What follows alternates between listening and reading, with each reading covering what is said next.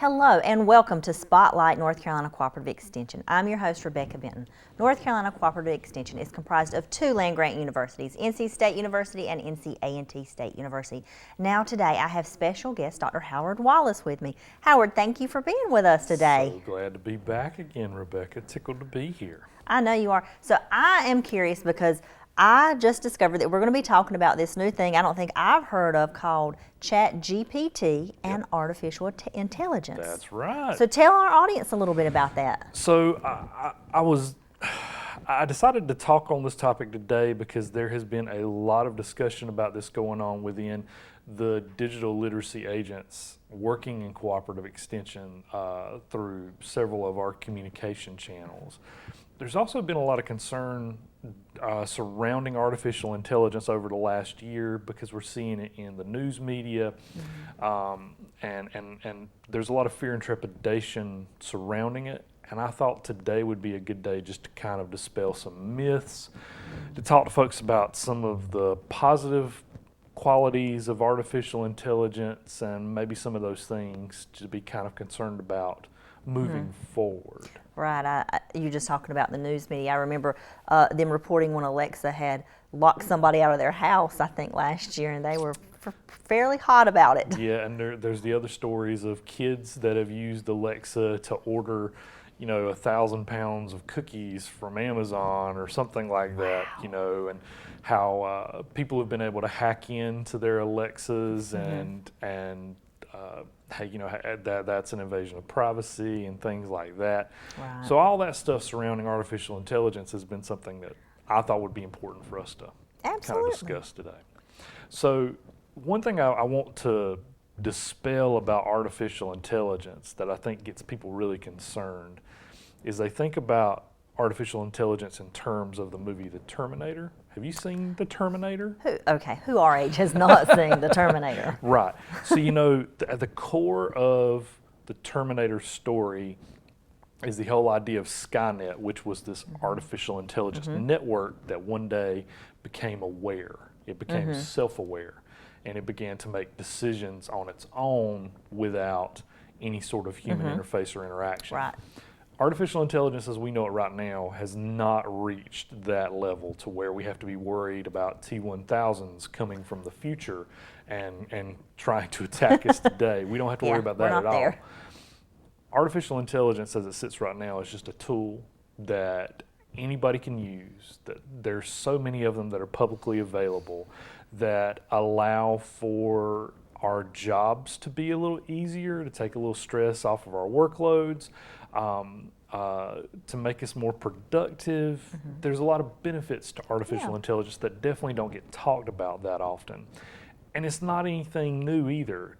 I think because the news media has been talking about it for the last year pretty frequently, we have had some shape, form, or fashion of artificial intelligence in our lives going back to the late 70s and early 80s.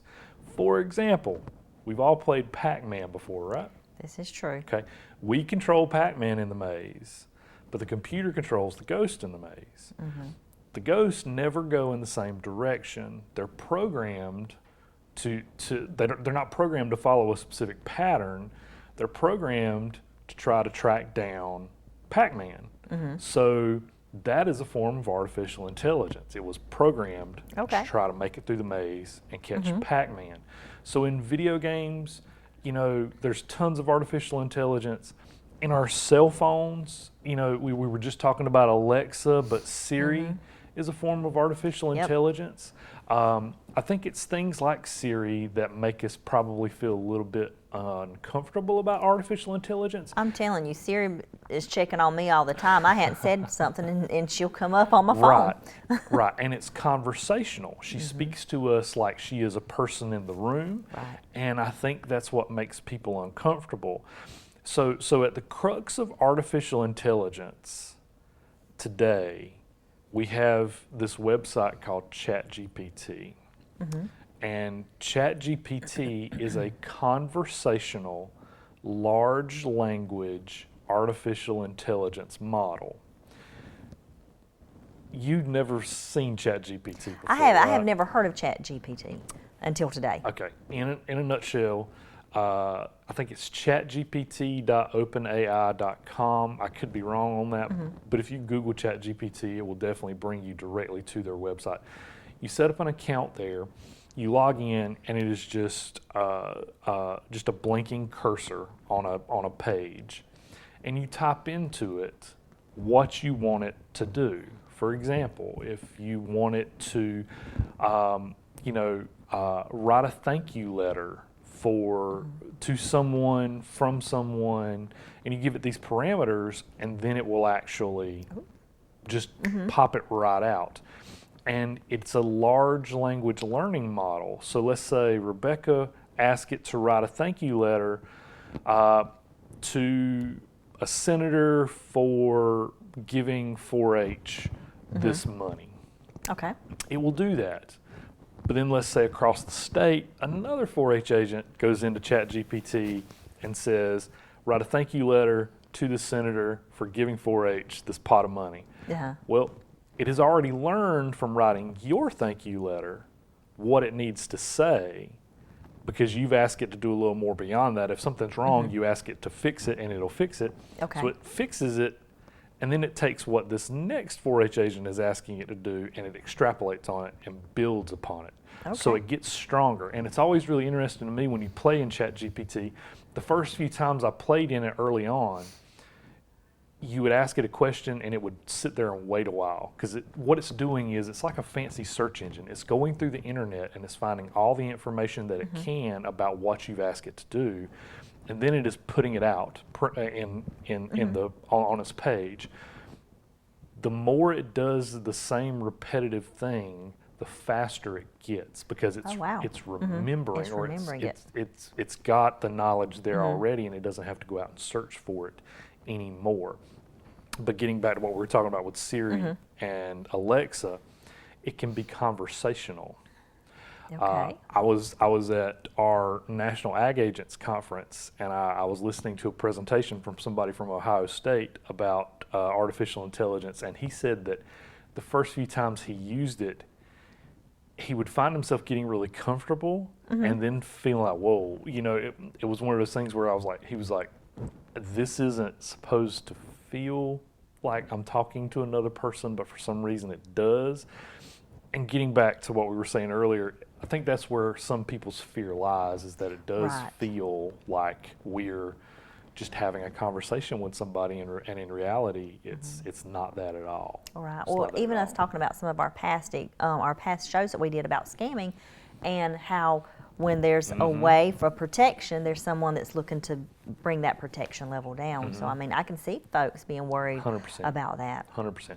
The other thing that's got people really scared, and with any new technology, I think this comes around, there's fear of job replacement.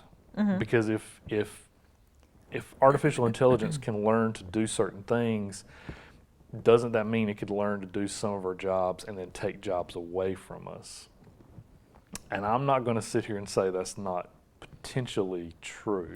I'm just going to say I don't like checking myself at some of them self-checkouts. I miss folks doing it for me. Right. But even on a grander scale than just the checkout line,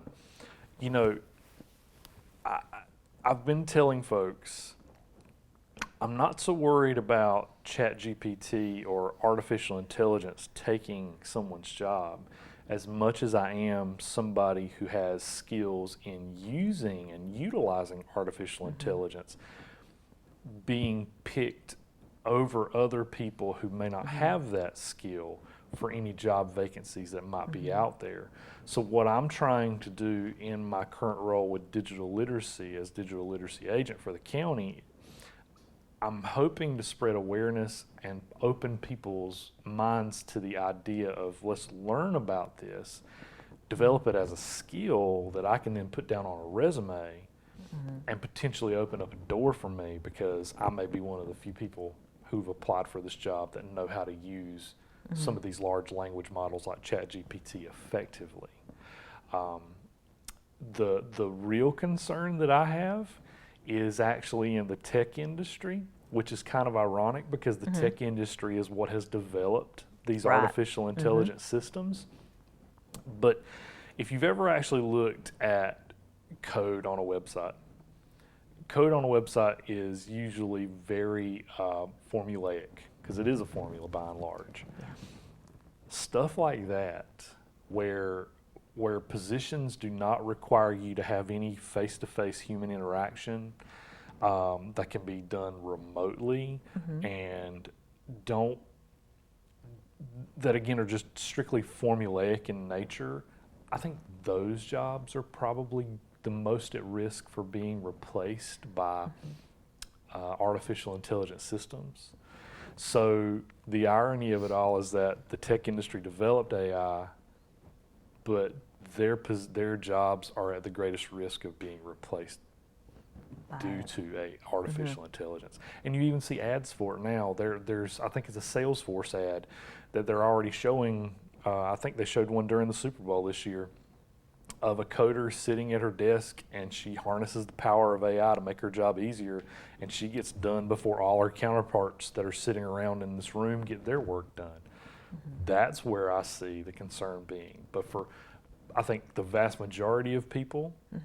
Do you see a concern with plagiarism with AI? That's my biggest question. Yeah, there is a definite concern there, and it's not so much plagiarism as it is just giving credit where credit is due. You know, I could go in right now, anybody could, they could go to ChatGPT and they could ask ChatGPT to write a 5,000 word essay on a certain topic, and it's going to do it. So yeah, I mean, there's definitely concerns there about that. The universities, I can say, have already put things in place to detect when artificial intelligence has been used to write something. So that is definitely something that people need to be aware of before they go in and utilize a large language model like ChatGPT. Bing is another one too. You know, Microsoft owns Bing.com, and Bing is actually, as a search engine, is actually one of these large language artificial intelligence models now too. So they do need to be concerned about that. There is definitely some concern there. There's also concern about copyright and copyright infringement and trademark infringement coming from where it is pulling data. I mean, our data is ours, but if ChatGPT can have access to it to then create something for somebody else, is that really fair? I mean, there's a lot of ethical questions there, especially not some around writing, but also around art, because AI is also being used to create artificially intelligent created art. Like photos or pictures? Yes. You know, I heard somebody talking about that the other day about having somebody at their school to create a picture. We were doing a Bible study, and it was a picture of what it was being described in there. It was very interesting. I didn't get to see it, but you prompt it. You give it a prompt to create a photo or an image of what you tell it to do, and it does it. And people like to have fun with it, to make memes. They just think of ridiculous things to put together, and these AI models will create it for them. The other thing, and you know, this is what we just got through in Hollywood. We had the strikes for the writers because they were worried about artificial intelligence coming in and doing the writing. There's worry now too about actors and actresses, not necessarily the ones that are the stars of the movies, but people in the background, their likenesses being used just to be replicated through CGI and artificial intelligence without them getting compensated for it. Yeah, I could see that being a problem. So those are some of the big concerns I would say right now with artificial intelligence. But I want folks to know, just in the by and by, for folks who are just trying to live out their daily lives, by and large, artificial intelligence isn't something that I'd be too concerned with. But I would definitely encourage people to start to explore things with it and learn more about it, and be open to the idea of using it in their work, in their daily lives, and see how much better their lives become from it. Well, Howard, we sure do appreciate you coming and talking about this today. If somebody wants some more information on ChatGPT or AI, how can they get up with you? They can call us at our office, 910-640-6605. All right. Thank you so much, Dr. Wallace. Thank you. And audience, thank you guys for joining us today. We'll see you in the next episode of Spotlight North Carolina Cooperative Extension.